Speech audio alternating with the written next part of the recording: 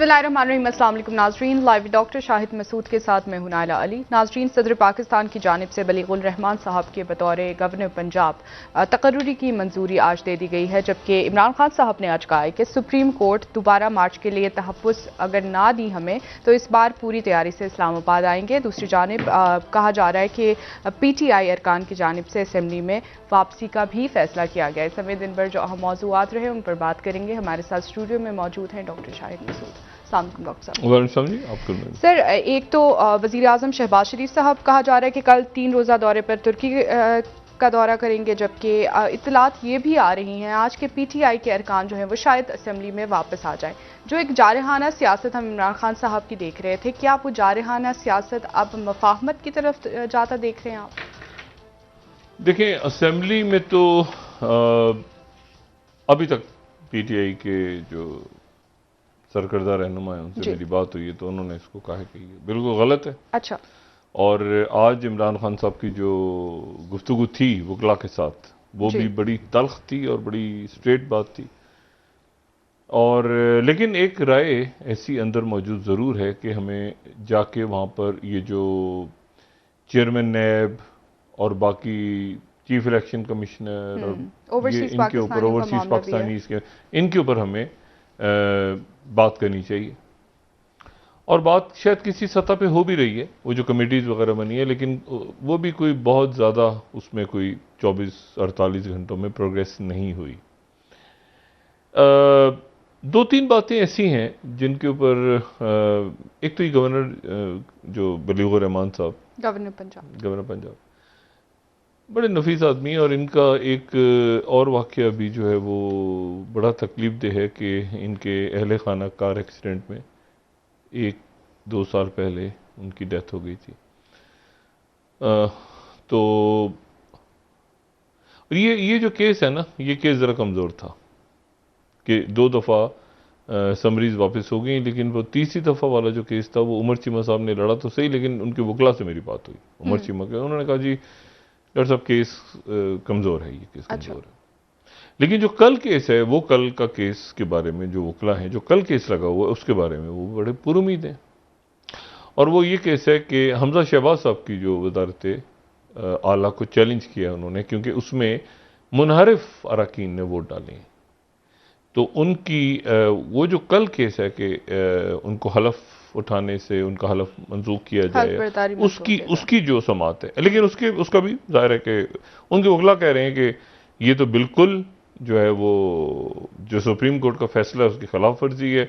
हमजा शहबाज साहब ने कहा कि नहीं, उसमें नहीं आते, क्योंकि वो कह रहे हैं कि हम तो जो है वो मुनहरफ नहीं हैं। लेकिन यहाँ जो मुनहरफ कौमी में हुए हैं उनके बारे में सुप्रीम कोर्ट कह चुकी है कि वो वोट नहीं डाल सकते। तो देखते हैं बहरहाल कि लाहौर हाई कोर्ट का क्या फैसला आता है। जो भी फैसला होगा वो सुप्रीम कोर्ट में चैलेंज हो जाएगा, उसमें PTI ले जाएगी। लेकिन एक और बात जो है ना, एक नया महाज बज़ाहिर जो मैंने चंद रोज पहले भी बात की थी और मैं दोबारा बात कर रहा हूँ, वो इस इमरान खान साहब को एक वक्त के लिए जरा साइड पे करते हैं। ये जो सेटअप है, हुकूमत है या सेटअप है, इसके मामलात इस्टेब्लिशमेंट के साथ या सिस्टम के साथ ठीक नहीं है। ये बात मैंने चंद रोज पहले भी की थी और ये बात मैं दोबारा कह रहा हूं। या जितने वो इमरान खान के लिए न्यूट्रल है सिस्टम, इनके लिए भी न्यूट्रल है। और इनको उसकी मैं वजह बताता हूं। उसकी वजह एक तो ये थी कि इन्होंने आना था और चले जाना था। एक तो वो कमिटमेंट थी, आना था, असेंबली तोड़नी थी और चले जाना था। दूसरी जो बात है वो ये है कि बड़े भारी भरकम और एक्सपीरियंस्ड पॉलिटिशियंस हैं। मतलब इसमें ऐसी शख्सियात हैं जिनके बारे में कई के बारे में तो कह चुका हूं कि उनको वजारतों का कोई शौक नहीं होता तो वो 2002 में ही बन जाते मुशर्रफ साहब की कैबिनेट में। तो वो बड़े, यानी वो आप समझें कि खासतौर पर मुस्लिम लीग नून के, क्योंकि मुस्लिम नून की हुकूमत है तो इसलिए मुस्लिम नून के बारे। लेकिन एक जो बात है, अगर आप गौर से देखें तो आपको हुकूमत गैर फाल नजर आती है, यानी हुकूमत असल में काम नहीं कर रही। और इस वक्त मैं नाम नहीं लेना चाह रहा, लेकिन जो कई अहम वुज़रा हैं, वफाकी वुज़रा, वो मुल्क से बाहर हैं कई दिनों से। और ऐसे वज़रा जो कि अगर नवाज शरीफ साहब की हुकूमत थी पिछली और उसमें भी वो थे तो इंतहाई फाल थे। पेट्रोलियम पे कोई लगा हुआ है, कोई जो है वो बिजली के इश्यूज को हल कर रहा है, कोई ये हमारी हुकूमत है। इस हुकूमत को ओन कोई नहीं कर रहा, इस सेटअप को ओन कोई नहीं कर रहा, मतलब इसका बोझ कोई लेने को तैयार नहीं हो रहा। कह सब रहे हैं, उठाने को कोई तैयार नहीं हो रहा, जिम्मेदारी लेने को तैयार नहीं पड़ेगा आखिर में नून के गले। ठीक है, आप मुझे बताएं इसमें हमें कौन कौन शख्सियात नजर आ रही हैं बात करते हुए? सिर्फ मुझे तो 2 वजीर बात करते नजर आ रहे हैं, बाकी तो मतलब है कि कर रहे हैं लेकिन कम कम। 2 वज़रा एक्टिवली बात करते नजर आ रहे हैं, एक मरियम औरंगजेब साहबा क्योंकि उनकी जिम्मेदारी है, लेकिन मरियम औरंगजेब साहबा भी उतना नहीं बात कर रही जितनी बात वो अपोजिशन में करती थी। अब वो भी कम बात कर रही हैं। और दूसरे राना सनाउल्लाह साहब क्योंकि वजारत दाखिला का इशू हाल ही दिनों में छिड़ा तो इसलिए वो बात कर रहे हैं। लेकिन जो एक होता है ना फायर, एक होता है ना करो लग जाओ ठीक करो, वो इस हुकूमत में नहीं है, इस सेटअप में नहीं है कि यार ठीक करना है अगले 1.5 साल में। मुल्क को जो है ना, अगर हमने 1.5 साल रहना है तो मुल्क को बिल्कुल कारकर्दगी के लिए पूरा। उसकी एक वजह तो ये है कि जो माशी फैसले हैं जी, देखिए माशी फैसले मजबूत अहम फैसले, इस पे तो कोई राय नहीं है, 2 आरा नहीं है कि ये अपनी सब्सिडीज को ख़त्म करना था, अब किस्तों में करना था, 1 दफ़ा करना था, 2 दफ़ा करना था। असल मसला ये है कि IMF के साथ मुआहिदा दस्तखत नहीं हुआ। जो असल इशू है, जो लोगों को लोग समझ रहे हैं कि शायद ये जो बिजली का मामला, ये पेट्रोलियम का मामला इसलिए हो गया है कि IMF खुश हो गई। IMF खुश नहीं हुई, मजीद शराइत है। उनकी एक कंडीशन पूरी हुई है, एक बम और गिरना है अभी, और वो इतना ही बड़ा बम गिरना है पेट्रोलियम का सब्सिडियां जब खत्म होंगी, वो इतना ही ऐसे ज्यादा बड़ा बम गिरना है, और वो गिरेगा तो उसके बाद वो $1 अरब आएगा, और वो जब $1 अरब आ जाएगा तो फिर सऊदी अरबिया के साथ आपके मामला तय होंगे कि वो अपने पैसे नहीं निकलवाएंगे, और फिर आपके UAE के साथ तय होंगे, और फिर आपके चाइना के साथ तय होंगे, जो मैं बार बार बात कह रहा हूं। तो असल में मुआहिदा भी नहीं, ये स्टाफ लेवल एग्रीमेंट साइन नहीं हुआ, अभी उनकी एक प्री कंडीशन आपने पूरी की है कि अच्छा जी दोबारा बैठना है तो फिर ये करके आओ, तो वो ये करके हम जब जाएंगे तो कहेंगे दूसरा करो, तो फिर दूसरा करेंगे, तो फिर उसके बाद कहीं जाके मुआहिदा हमारा दस्तखत होगा। वज़ीर आज़म शहबाज शरीफ साहब के तुर्की के दौरे से कोई उम्मीदें हैं? अच्छी उम्मीदें? तुर्की के अंदर खुद माशी क्राइसिस है, उनका लीरा क्रैश हुआ हुआ है, तुर्की से क्या हमारे, और इतना भारी भरकम डेलीगेशन जा रहा है कल, उसमें कारोबारी शख्सियात भी हैं, उसमें इत्तेहादी वज़रा भी हैं, उसमें ये भी। हमारा बरादर मुल्क का अच्छा दौरा हो रहा है, सब कुछ हो रहा है। मुल्क का मसला मईशत है। मैं जो बात कह रहा हूं वो ये कि वो फायर नहीं है, फायर वो तो फायर नजर आती है उस वक्त जब इमरान खान साहब को जवाब देना होता है। तो इमरान खान साहब को आप करें ना साइड, फर्ज करें कि इमरान साहब घर बैठ जाएं, तो ये सेटअप क्या करेगा?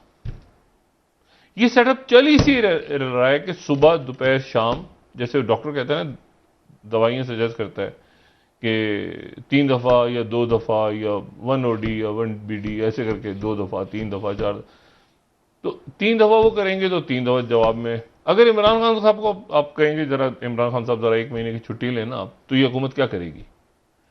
क्योंकि सिर्फ गालियां देने से तो गवर्नेंस बेहतर नहीं हो सकती। नहीं, आप अपोजिशन में काम कर सकते हैं। हाँ। कि आप तनकीद करते रहे, बुरा भला कहते रहे, काम रुका। हुकूमत में जब होते हैं आप, तो आप अपनी गवर्नेंस दिखाते हैं कि आज हमने ये किया कर ये। आज हमारे भाई मुसद्दिक साहब, उनका अजीब स्टेटमेंट आया कि पाकिस्तान के पास जहर खाने को पैसे नहीं है। अब ये अजीब स्टेटमेंट है, वो प्रेस कॉन्फ्रेंस में एक जुमला उठा लिया बस मीडिया ने, लेकिन ये जुमला कहा उन्होंने।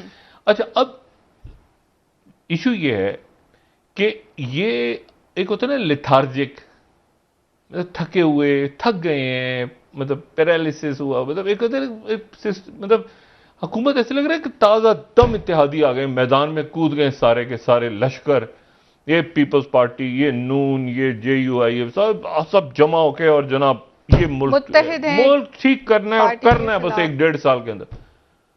उस स्पिरिट नजर नहीं आ रही, उसकी वजह मुझे नहीं पता। बिल्कुल, मैंने आपसे कहा ना, वज़रा मुल्क से बाहर हैं, इंपॉर्टेंट वज़रा मुल्क से बाहर हैं, और किसी कॉन्फ्रेंस में नहीं गए हुए, वैसे ही मुंह से बाहर हैं। बहुत सारी शख्सियत लंदन में है नवाज शरीफ साहब के पास। अच्छा, अब इशू ही है, तो एक तो बात ये समझ में आती है उसकी कि एक गैर यकीनी की कैफियत है कि क्या बजट के बाद असेंबलियां जा रही हैं या रुक रही हैं, और इसकी ये अफवाहें फैली हुई हैं पूरे इस्लामाबाद में। वुज़रा खुद ही पूछ रहे हैं एक दूसरे से कि यार बजट के बाद जो है क्या गारंटी है कि बजट के बाद हम रुकेंगे, तो इसका कोई किसी के पास जवाब नहीं है। और आखिरी जो जवाब इसका मिलना था, जो गारंटी मिलनी थी, वो गारंटी नहीं मिल सकी, और वो थी नेशनल सिक्योरिटी काउंसिल या पार्लिमानी सिक्योरिटी काउंसिल का इजलास, जिसमें मुश्किल फैसलों से, आपको याद होगा पहले बात हुई थी कि जी उसमें डिस्कस होंगे ये फैसले, और ताकि तमाम स्टेक होल्डर्स ऑन बोर्ड हों और फिर ये मुश्किल फैसले किए जाएं। वो इजलास नहीं हुआ, वो इजलास नहीं हुआ जो मईशत के ऊपर होना था। तो अब मसला ये है कि देखें, ये हो रहे हैं मुज़ाकरात कतर में, दोहा। कतर वो जगह है जहां पर नवाज शरीफ साहब के ना सिर्फ ये से पाकिस्तान और कतर, बल्कि नवाज शरीफ साहब के ज़ाती ताल्लुकात हैं रॉयल फैमिली के साथ, सऊदी अरेबिया के साथ उनके ताल्लुकात।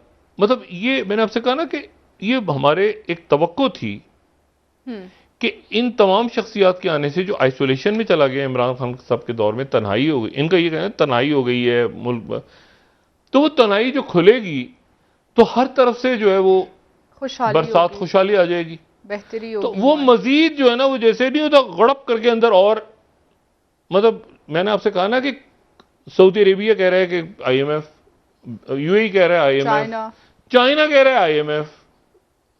अच्छा, उसके बाद जो है वो मतलब IMF कह रहा है IMF। तो मसला ये है कि वो जो एक तब देखें तस्वीर, तो जाके बिलावल साहब का दौरा वाशिंगटन का, तो ब्लिंकन से मुलाकात हो गई, लेकिन उस कामयाबी का पैमाना क्या है? मतलब कामयाबी का पैमाना क्या एक प्रेस कॉन्फ्रेंस है जी, या ये कि अमेरिका ने कहा कि भाई IMF जरा औलाद रखो, वो तो नहीं हुआ। इसी तरह से चाइना का दौरा हुआ बड़ा अच्छा, तो उसके नतीजे में वो प्रेस कॉन्फ्रेंस भी बड़ी अच्छी हुई जो बिलावल भुट्टो। लेकिन क्या चाइना ने कहा कि यार एक मिनट ठहर जाओ, वो जो पैसे लेने हैं वापस उसको अलग करो IMF के साथ, और वो जो तिजारत का मामला है, वो जो पैसे देने हैं उसको तिजारत में ऐड कर लो पाकिस्तान के साथ। ऐसा भी नहीं हुआ। तो कामयाब दौरों की डेफिनेशन ये तो नहीं है कि फोटो, मतलब कामयाब दौरे से अचीव क्या हुआ है, क्या डॉलर्स आ गए हैं क्या, तो वो नहीं हो रहा सर। उसकी वजह से सवाल यहाँ पे ये है कि अभी भी हुकूमत अमेरिका की तरफ क्यों देख रहा है और हुकूमत रशिया की तरफ क्यों नहीं देख सकता है, जबकि इमरान खान साहब कह चुके हैं कि वहां से हमें। सवाल ये नहीं है कि हम किसकी तरफ देख रहे हैं, सवाल ये कि हमारी तरफ कौन देख रहा है। अब छोड़ देना कि हम अमेरिका की तरफ देख रहे हैं कि हम चाइना की तरफ, सवाल ये नहीं है। सवाल ये कि हमारी तरफ कौन देख रहा है इस वक्त। अमेरिका के रोलर रप्पे कम है दुनिया में इस वक्त। वो यूक्रेन जो है, वो यूक्रेन गले पड़ गया है। और ये जो आज ये जो सेवरोडोनेस्क, अगर मैं इसको गलत नहीं पढ़ रहा, तो ये यहां पे जो लड़ाई हो रही है, अगर हम मैप दिखा सकें तो ये, इसको मैप को इसी जगह देखें, इसका जो सेंटर है, तो ये अगर हाथ से निकल जाता है तो पूरा ये यूक्रेन, आपको मैं अजीब सी बात है आपको बताऊं जी, यूक्रेन दो हिस्सों में टूटने लगा है। एक तासुर ये भी है कि यूक्रेन जो है वो देखें ना, ये यानी इसके दो हिस्से होने लगे हैं यूक्रेन के। एक हिस्सा जो है शायद वो पोलैंड के साथ मिल जाए, यानी यूक्रेन दो हिस्सों में शायद डिवाइड हो जाए। और ये यहां पर मैं इसलिए ये बात कह रहा हूं कि ये बात कहीं चल रही है, काफी दिनों से चल रही है, लेकिन ये है कि इसमें ये बात के जो एक वेस्टर्न यूक्रेन है वो कहीं शायद शामिल हो जाए। इसमें RT न्यूज़ ने भी खबर चलाई है, यूक्रेन जो 9th स्लाइड है हमारी, कि Ukraine risk merging with Poland. उनके एक्स प्रेसिडेंट कह रहे हैं कि यानी इतना टूट गया, इतना टूट फूट चुका है यूक्रेन अब, इतना कि उसके एक पूरे हिस्से में रशिया है, एक पूरे हिस्से में अमेरिका नहीं आ सकता जी, वो नेटो का मेंबर नहीं है। तो इस बात के चांस हैं कि वो यूक्रेन दो हिस्सों में टूट के एक हिस्सा जो है वो पोलैंड के साथ जुड़ जाए, जो पोलैंड के लिए बहुत बड़ा मसला होगा, लेकिन शायद अच्छा भी हो, क्योंकि ग्रेन गंदम, गैस, वो डायरेक्ट उधर जो मुसीबत पड़ी हुई है बीच में वो जो है। और दरमियान में जो है ये आप देखें ना, ये चंद रोज पहले ये एनएफपी जो नोट्स फ्रॉम पोलैंड ने बड़ी इंटरेस्टिंग बात की थी। जेलेंस्की जब पोलैंड के सदर गए थे वहां पे, तो उन्होंने कहा था कि जेलेंस्की ने कि historic joint customs control on border with Poland. ये बड़ी इंटरेस्टिंग एक खबर है जिसको मिस कर गए बीच में, लेकिन हम कोशिश करते हैं कि कैचअप कर लें दरमियान में। लेकिन ये कि ये बड़ी इंटरेस्टिंग बात है कि कस्टम कंट्रोल ज्वाइंट हो जाए पोलैंड के साथ। तो यानी अगर आप यूक्रेन को देखें तो दो हिस्से, ईस्टर्न यूक्रेन और उस ईस्टर्न यूक्रेन में लेकिन फिर पोर्ट्स भी आ गई, सरहदें भी आ गई, यानी सॉरी बंदरगाहें भी आ गई। जो कल हमने कहा था बंदरगाहें आ गई सारी, उन पर कब्जा हो गया रशिया का।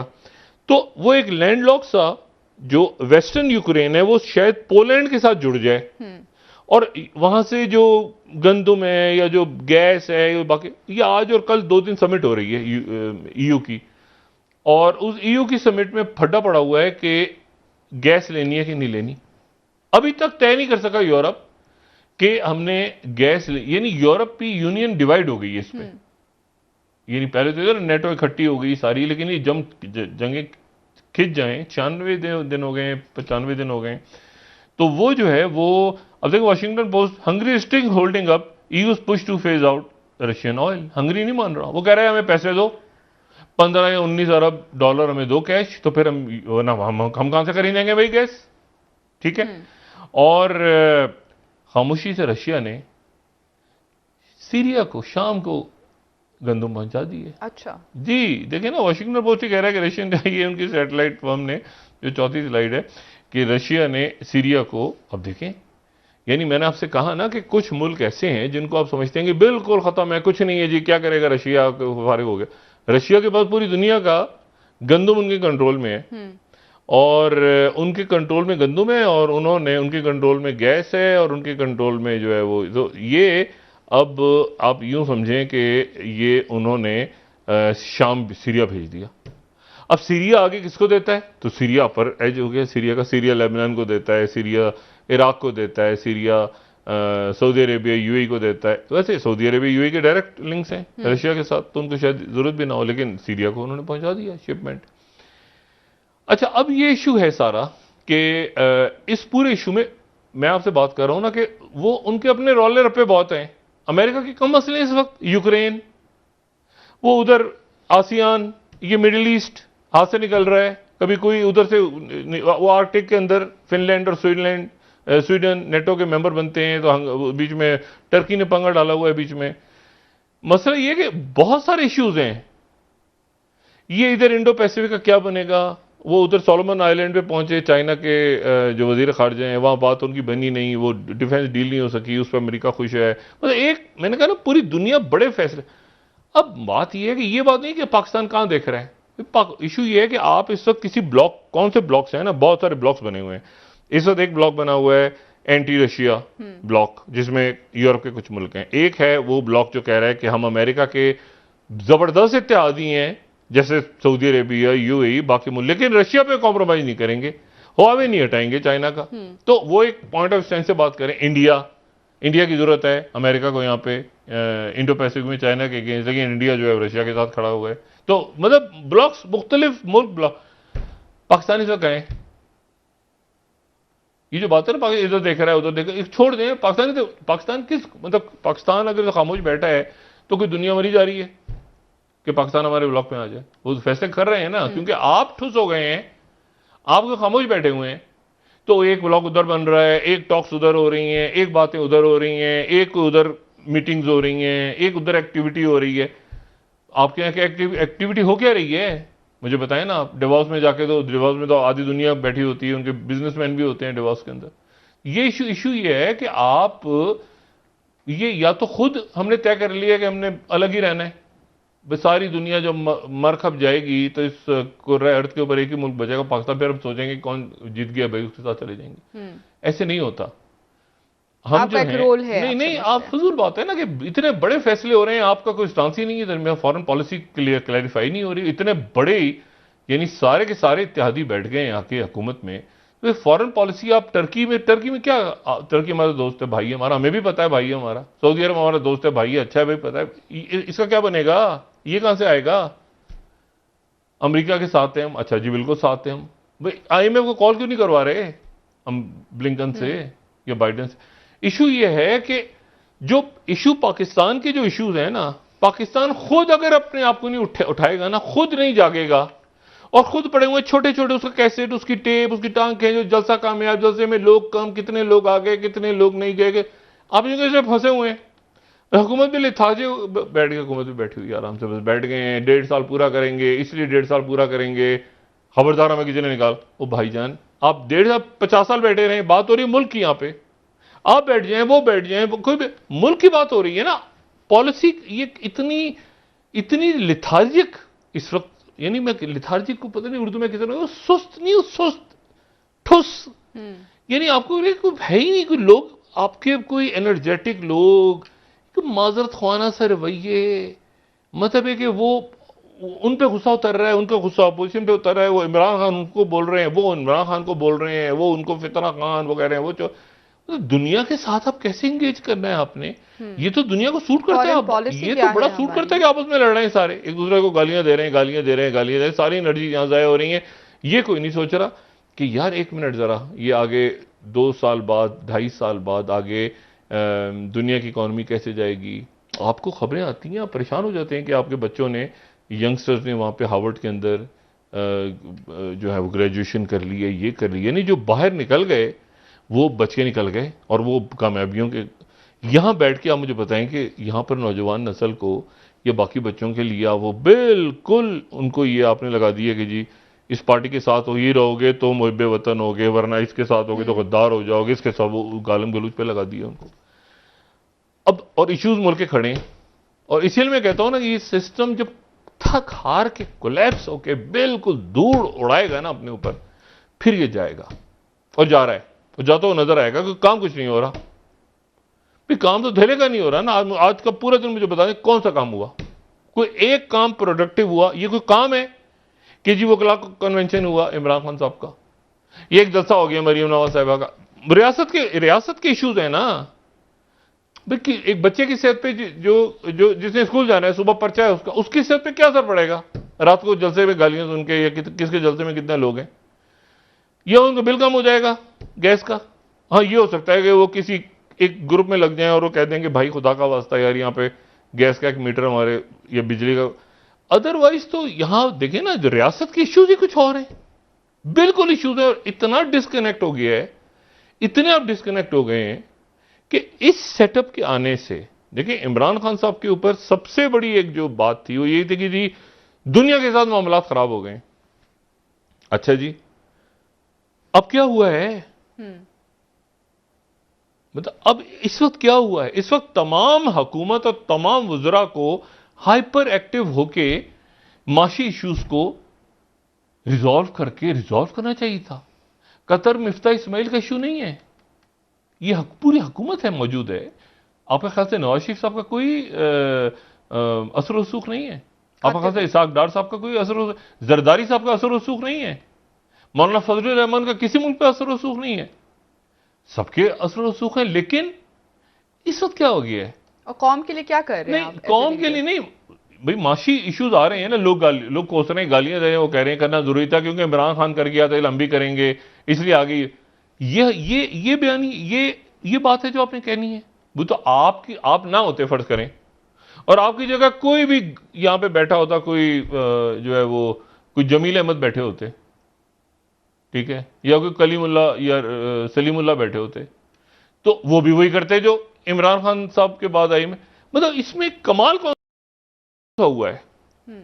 मैं जो परेशान, या तो ये फाल होगी हुकूमत आने वाले दिनों में, हाइपर एक्टिव होगी और कुछ करती नजर आएगी, जल से नहीं, गालम गलूज को छोड़ दें, गालियों की फैक्ट एक उसमें तो हम माशाल्लाह कि किसी मुल्क में गालियां कम पड़ रही हैं वैसे दुनिया में, हम कम से कम गालियां तो एक्सपोर्ट करें ना पाकिस्तान से, कोई तो काम। गालियां हमारे यहाँ इतनी वाफर मिकदार में हो गई हैं कि हम गालियां बड़ी सस्ती कीमत पे बेच सकते हैं दुनिया में। हकीकत बताऊं आपको, क्योंकि कई मुल्क जो मुहज़्ज़म ममालिक हैं वहां गालियां तो नहीं दी जाती इस तरह। पाकिस्तान में गालियां हम एक्सपोर्ट कर दें वहां पे, अगर वो खरीदने को तैयार हों गालियां, ठीक है, तो उसी से कुछ पैसा मिल जाए शायद हमें। हम खुद मुख्तार हैं गालियां बनाने में, नई नई गालियां, हर दूसरे दिन कोई नई गाली ईजाद हो जाती है। इशू ये है कि आपने इंपोर्ट, ये खसारा बढ़ रहा है, इसका हल ये नहीं है कि आपने इधर से कर्जा ले लिया। अच्छा, खुश क्या हो रहे हैं आईएमएफ के साथ, क्योंकि हमने कंडीशन पूरी कर दी, देखें लोग सड़कों में नहीं निकले। मईशतें इस तरह ठीक होती हैं मुल्कों की। वो आईएमएफ आपसे कहता है कि या तो आप शराइत पूरी करें या आप ये जो चोरी हो रही है बिजली की इसको खत्म करें, ताकि एक लॉन्ग टर्म आपके साथ। अच्छा, आईएमएफ की भी बदनामी होती है इसमें। वैसे अगर आईएमएफ का कोई मुल्क डिफॉल्ट कर जाए तो आईएमएफ के लिए भी तो बड़ा मसला होता है ना, कि हम इस मुल्क के साथ प्रोग्राम में इन्वॉल्व थे और ये मुल्क डिफॉल्ट कर गया, लेकिन वो परवाह नहीं भी करते, वो परवाह नहीं भी करते। लेकिन पाकिस्तान जो है, वो पाकिस्तान चले इस प्रोग्राम में हुआ, इतनी मुश्किल मामलात हुए, आने वाले दिनों के अंदर मजीद मसाइल पैदा होने जा रहे हैं, लोगों के इश्यूज। इस वक्त हुकूमत ये जो पीडीएम है, लेकिन पीडीएम इसलिए नहीं है कि पीपल्स पार्टी पीडीएम का अभी तक हिस्सा नहीं है, ये जो इत्तेहादी हुकूमत है, इस इत्तेहादी हुकूमत में मैं नहीं जानता कि एमक्यूएम जो है वो पीडीएम, एमक्यूएम भी शायद पीडीएम में नहीं शामिल हुई, वो भी इत्तेहादी हैं। अच्छा, मैं ये सिर्फ कह रहा हूं कि इस वक्त जो अवाम के साथ मुकम्मल तौर पे डिस्कनेक्ट हुकूमत थी, ये वो शख्सियातें जो अवाम में रहने वाली हैं। मतलब आप बहुत से वुज़रा जो पिछली काबीना में इमरान खान के साथ मौजूद थे, उनके बरक्स ये अवाम में रहने वाले हैं, अवाम में से ये गायब हो गए। और ये इस वक्त जो है वो ये इशू के भाई बिजली का मामला कैसा है, इसमें शायद खान अब्बासी साहब को आना चाहिए, वो मास्टर हैं, उनको पता है इकोनॉमी का। एहसन इकबाल साहब आके ब्रीफ करें, सिर्फ मिफ्ता साहब पे ना छोड़े ना भाई, मिफ्ता साहब जबरदस्त आदमी है, मगर अगर आप बहुत सारे लोग खड़े करें, शौकत तरीन साहब, हफीज शेख साहब, इसाक डार साहब, हफीज पाशा साहब, अशफाक हसन खान साहब, जो भी फारूक सलीम साहब, बहुत सारे लोग खड़े करें और साहब मिफ्ता इस्माइल साहब को खड़े, तो मिफ्ता इस्माइल साहब मासूम से नजर आएंगे। आपको लगे वो सारे पीएचडी डॉक्टरेट की हुई है, ये हमारे मासूम से अंडर मतलब ग्रेजुएशन कर रहे हैं, ये छोटे मतलब छोटे से मुराद है कि एक जरा यानी एक्सपीरियंस क्या, बस वो है ना वो मिफ्ता इस्माइल साहब। अब मसला ये कि वो आके बात ही नहीं कर रहे। तो मिफ्ता इस्माइल साहब जो आप देखें गुस्से में गए थे, और गुस्से में जब वापस आए तो रात को 9 बजे उन्होंने ऐलान कर दिया कि ये बम गिर गया, और लेकिन हाँ ये बम गिर गया, लेकिन ये है कि ये इसके नतीजे में महंगाई नहीं होगी। अब मसला ये है कि पेट्रोल बम गिर गया, इसके नतीजे में महंगाई नहीं होगी। ये तो बिल्कुल ऐसे ही है कि आपकी गाड़ी में डीजल खत्म हो गया, गाड़ी चलेगी आपकी, अजीब व गरीब बात होगी। मतलब मर गए, आपकी जान निकल गई, सांस चलता रहेगा, ये गारंटी दे रहे हैं। मतलब ये अजीब व गरीब किस्म के बयान है। नहीं, बयानों का सर पैर ही नहीं है कि पेट्रोल की कीमत बढ़ गई है लेकिन महंगाई नहीं होगी। अरे अजीब, मतलब कोई मतलब आप कहेंगे कि यार अच्छा क्यों नहीं होगी, जवाब को जी बसों वालों ने किराए बढ़ा दिए अपने। ये करना था, फिर अगेन ये काम करना था हमने। ये पिछली हुकूमत जो है, जो शौकत तरीन साहब, हफीज शेख साहब, खुदा जाने क्या मौजूद, शौकत तरीन तो नहीं, हफीज शेख साहब कुछ ऐसी ट्रक की बत्ती के पीछे लगा गए कि जी सब्सिडीज होंगी फलाना, उसमें कौन। मेरा इशू ये है कि इनके आने से इनकी जो अपनी अपनी वो जो होती है ना, कि अपने अगर हुकूमत में हो नवाज शरीफ साहब, तो आप देखें नवाज शरीफ साहब कितने एक्टिव होंगे। सऊदी अरेबिया, कतर, यूएई, अभी वो वहां से इंग्लैंड से नहीं निकले, लेकिन टेलीफोनिक बातचीत तो हो सकती है ना हुक्मरानों से। अपनी हुकूमत हो तो आप शाहिद खान अब्बासी साहब ऑन करें उसको, अब नोट करें, शाहिद खान अब्बासी साहब जो जिम्मेदारी उठाएंगे। ओहो, उनके दौर में ख्वाजा आसिफ साहब जो वजीर खारजा थे, ये मॉस्को से आते हुए एक फ्लाइट में इत्तेफाक से मैंने इनको देखा, अकेले बैठे हुए थे और ये उस वक्त अपने नोट्स तैयार कर रहे थे फुली। तो मैं बड़ा हैरान हुआ, मैंने कहा इनके कुछ सेक्रेटरी असिस्टेंट नहीं है, तो सलाम तो इनसे ये, मतलब मैंने आपसे कहा ना कि सब एक्टिव थे। हमने बिजली के इश्यूज कैसे हल करने, इस वक्त ये सब जो है ना, सब के सब, इनसे सिर्फ एक काम करवा लें आप। इमरान खान ने क्या कहा है, इनको लगा टीवी बिठा दें, तो इसका मतलब है इमरान खान साहब कामयाब रहे। इमरान खान साहब, मैंने आपसे कहा ना, ये इमरान खान साहब के पिछले, देखिए एक तो बदकिस्मती हुई है कि 2002 के बाद से जितने इलेक्शंस हुए हैं ना, वो सारी पार्टियां, चाहे वो मुस्लिम लीग काफ हो, चाहे वो एमक्यूएम हो, चाहे वो नून हो, चाहे वो पीपल्स पार्टी हो, वो सारी की सारी पार्टियां जो है ना वो ग्रेजुअली अपने आप को एक सूबे तक महदूद कर गई हैं। और अब पीटीआई भी पंजाब से नहीं निकली तो केपी में है, जिसमें जो इमरान खान साहब ने खुद भी कहा कि मुझे पंजाब पे दुख हुआ है और हैरत हुई है। और वहां से कौन सी खातून निकली, यास्मीन राशिद साहबा, सलाम है उनको। और अहमद अजहर साहब जख्मी हुए, लेकिन यास्मीन राशिद साहबा को सलाम है कि यास्मीन राशिद साहबा जिनके खिलाफ साजिशें होती रहीं वो निकली वहां से। तो इशू अच्छा, इशू ये है सारा कि इसमें इस पॉलिटिकल सिस्टम में, अच्छा फर्ज करें इलेक्शन का ऐलान हो जाए, तो फिर सियासी सरगर्मियां तो पहले ही जा रही हैं, तो मुल्क तो पहले ही आता। ये जो हमारे अकाबरीन हैं और हमारे जो पॉलिटिशियंस हैं, ये बराह करम एक दूसरे को बुरा भला कहने के अलावा कोई मुल्क के लिए भी तो सोचें, मुल्क के मफाद में भी। अब ये नहीं, ये देखिए, ये अगर ये देखिए इमरान खान एक तरफ है ना, तो अब आप मुल्क का पॉलिटिकल सिनेरियो देखें, तमाम पार्टीज मौजूद हैं इस पॉलिटिकल जो एक चेस बोर्ड है, उसमें इमरान खान भी हैं एक जगह पे और बाकी सारी पार्टियां भी हैं, तो मुझे मुल्क चल रहा है। सर ब्रेक ले लेते हैं, वापस आके एक खबर अच्छी मिली है, कोई एक खबर अच्छी मिली है, वो कहेंगे जी लेट हो गए फैसला साजी में, तो ये तो आगे कैसे फैसले होंगे, बड़े बड़े इंपॉर्टेंट फैसले, ये कोई फैसला था, ये तो पहले दिन कर देना चाहिए था आपको सब्सिडीज खत्म करने का। ये कौन सा तीर मारा है? डॉक्टर साहब वापस आके बात करते हैं इस पर मजीद। नाज़रीन ब्रेक। तलाशी गुमशुदा, जागे उठें, ग्लूकोज पिए, एक्सरसाइज शुरू करें, सुबह कर रहा है, क्या हो गया, ठुस हो गए? ठीक है, ये इनको लग गया कि हमने जाना है। ठीक है, इस पर बात करेंगे आपसे। नाज़रीन ब्रेक हमारे साथ कुछ तो है।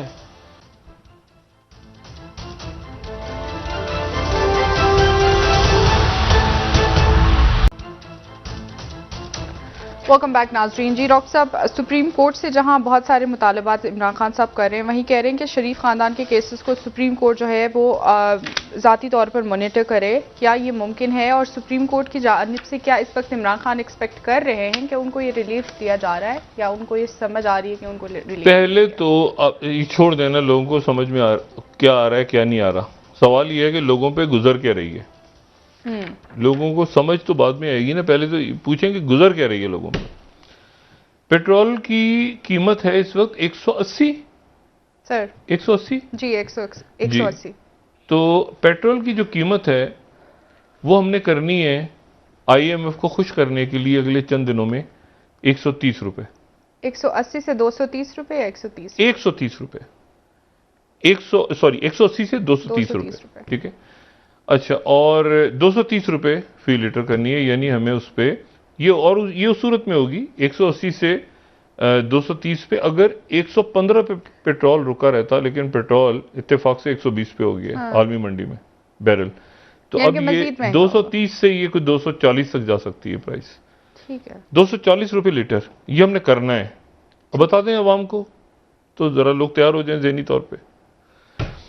और बिजली हमने बढ़ानी है अभी 5 से 7 रुपए यूनिट मजीद, और डीजल जो है वो जाएगा 196 रुपए का डीजल है गालिबन, तो डीजल 40 रुपए और बढ़ेगा। अगर उसकी आलमी मंडी में प्राइस यही रही तो 40 रुपए डीजल और बढ़ेगा। और पेट्रोल जो है वो जो कमिटमेंट्स हैं IMF के साथ वो 230 रुपए हैं लीटर, और उसमें हमने सिर्फ अभी उसकी एक बम का एक हिस्सा लोगों के सरों पे डाला है, जिसके नतीजे में ट्रांसपोर्ट के किराए, सब्जियां, जिसके नतीजे में आम जो अशियां हैं ज़िंदगी लोगों की आगे, और पेट्रोल की कीमत बढ़नी है। और $1 बिलियन जो है वो हमें उसके बाद मिलेगा। चाहिए हमें कितने चाहिए, ये एक सवाल है। तो मिफ्ता इस्माइल साहब ये खुशखबरी सुनाएंगे। मैंने आपसे कहा ना कि ये टोटल पॉलिटिकल एलीट क्यों एक्टिव नहीं हो रही, क्या वजह है? मिफ्ता, अब मैं एक्सप्रेस ट्रिब्यून को कोट कर रहा हूं ताकि एग्जैक्ट फिगर कोट हो जाए जो उन्होंने फरमाया है। हमें पैसे कितने चाहिए? 1 बिलियन के लिए हम कर रहे हैं ना, 2 बिलियन, 3 बिलियन, 4 बिलियन, 5 बिलियन, कितने चाहिए इधर दिखाएंगे एक्सप्रेस ट्रिब्यून। हमें पैसे चाहिए 36 अरब 6 बिलियन जी, अभी 1 बिलियन नहीं मिल रहा। 36 बिलियन फॉरेन लोन्स हमें चाहिए। ये मिफ्ता इस्माइल साहब की ताज़ा तरीन उनका एलामिया है। 36 बिलियन मुझे बताएं कहां से लाएंगे? मतलब लोगों को नचोड़ेंगे, कहां से लाएंगे? IMF से अभी आप बात कर रहे हैं कि 6 से उसको 8 कर दिया जाए। 36 बिलियन आपने कर्जे देने हैं, आपने इसकी कोई स्ट्रेटेजी है? 36 ये बड़ा आसान सा बयान है ना, एक्सप्रेस ट्रिब्यून की ये फ्रंट पेज है, country need 36 billion in foreign loans. ओ भाई, इसकी स्ट्रेटेजी क्या है? इस स्टेटमेंट को जरा देखें, दोबारा गौर से देखें। 36 ही लिखा हुआ है सर, 36 जी, 36 है ना, 36 बिलियन, इसको जरा बड़ा करें। अब मुझे बताएं, मिफ्ता इस्माइल साहब ही कह रहे हैं इसकी स्ट्रेटेजी क्या, कैसे, कहां से? एशियन डेवलपमेंट बैंक के पास आप जाएंगे, ये उस वक्त तक नहीं होगा जब तक आप स्ट्रक्चरल रिफॉर्म्स नहीं करेंगे। इतनी मोटी किताब लिखी उन्होंने डॉक्टर इशरत हुसैन साहब ने उनको सुसाइड पे रख दिया आजम खान ने कि जी ये इस्लाहत नहीं हो सकती, ये इस्लाहत होंगी तो ये बुज़दार साहब की हुकूमत कैसे चलेगी। उसी किताब को अब मुझे बताएं, बुज़दार साहब चले गए, जो भी थे जैसे भी थे, हम तो उनको अजीब व गरीबी थे ना, वो चले गए बाहर। अब आ गए हमजा शहबाज, वो क्या करेंगे? इश्यूज कुछ और हैं, इश्यूज हैं कुछ और यहां हो रहा है कुछ और। होना यह था कि सारी शख्सियात, मैंने कहा ना मुझे समझ नहीं आ रहा कि इतने सारे वज़राए आज़म, यानी हमारे स्पीकर भी साबिक वज़ीर आज़म है, हमारे कौमी असम्बली के राजा परवेज, इस सारे के सारे जो लोग हैं, ये शख्सियात इस वक्त एक्टिव क्यों नहीं? एक वाकया याद आ गया जी, अगर चंद लम्हात हो, टाइम है सर हमारे पास। मखदूम शाहब होते थे हमारे हेल्थ मिनिस्टर, बड़े जबरदस्त मखदूम शाहब, पीपल्स पार्टी के दौर में। तो मखदूम शाहब साहब और ये यूसुफ रज़ा गिलानी साहब गए, तो मखदूम शाहब साहब और ये तय नहीं हो रहा था कि राजा परवेज सिर्फ वज़ीर आज़म बनेंगे या मखदूम शाहब साहब बनेंगे, हमारे हेल्थ मिनिस्टर बड़े ज़बरदस्त। तो आखिर जरदारी साहब ने कहा कि जो गाड़ी में बैठो, भागो, जो पहले मलिक रियाज साहब के घर पहुंच जाएगा वो वज़ीर आज़म होगा। ये एक वाकया है, ये एक वाकया है। तो मखदूम शाहब साहब नहीं फरमाया, चले उनको मखदूम शाहब साहब कहते हैं, डॉक्टर साहब मैं पीछे रह गया, मेरी गाड़ी पीछे रह गई, राजा परवेज अशरफ पता नहीं कहां से गाड़ी घुमाता घुमाता आगे पहुंच के वज़ीर आज़म, ये इस तरह मुल्क में वज़ीर आज़म बने। मतलब मलिक साहब के घर पहुंच गए, मलिक साहब ने कहा बस जरदारी साहब पहला बंदा जो पहुंचा है वो राजा परवेज अशरफ है। अब मसल देखें, अब हो सकता है ये वाकई उन्होंने ऐसे सुना हो, लेकिन चूंकि खुद सुना है उन्होंने तो ये बात बताई मैंने। मुझे कहते हैं यार, मैंने कहा वाकई? कहते हैं ऐसे हुआ। इशू ये है कि यहां पर मुल्क के, अब ऐसी जगह मुल्क खड़ा हो गया जाके कि मैंने जो फिगर सुनी है ना, ये 36 अरब की, 36 बिलियन, मैं इसको समझने से कासिर हूं। अच्छा, ये कोई नामुमकिन चीजें नहीं होती, कौम ये कोई मुश्किल काम नहीं होता, लेकिन आपको एक्टिविटी तो नजर आए ना। मतलब मैंने आपसे कहा ना, शाहिद खान अब्बासी इंतहाई फाल वजीर आजम, मतलब नवाज शरीफ साहब के बाद जब बने वजीर आजम तो फाल वजीर आजम, उनकी काबीना ख्वाजा आसिफ, साद रफीक साहब, एहसन इकबाल, फाल एक्टिव, इधर उधर जाके, उधर 1.5 साल हुकूमत करनी है तो ऐसे फुटप्रिंट छोड़ के जाओ कि लोग कहें भाई 1 मिनट ठहर जाओ, कौन था इमरान खान, में तो याद ही नहीं रहा है, ऐसी हुकूमत आई है। ये या तो इनको अभी तक कॉन्फिडेंस नहीं आया अपने ऊपर, डरते डरते ये कर रहे हैं चीज, या सिस्टम की सपोर्ट इनको नहीं है जी। या इनको ये फीलिंग हो रही है कि यार ऐसा ना हो कि उधर हम बजट पेश करें और हमारी हुकूमत गिर जाए। ठीक है, जिसके काफी इम्कानात हैं वैसे तो, मगर ये क्यों यकीन कर रहे हैं उस बात पे? वो तो हम कर रहे हैं ना बात, तो क्या इनको भी हमारी बातों पर यकीन आ रहा है? अगर नहीं आ रहा तो फिर एक लॉन्ग टर्म पॉलिसी क्यों नहीं बना रहे इत्तेहादी? फैसला लंदन से होगा, इस्लामाबाद से होगा, जाती उमरा से होगा, लाड़काना से होगा, नवाबशाह से होगा, कहां से होगा यही समझ नहीं आ रहा।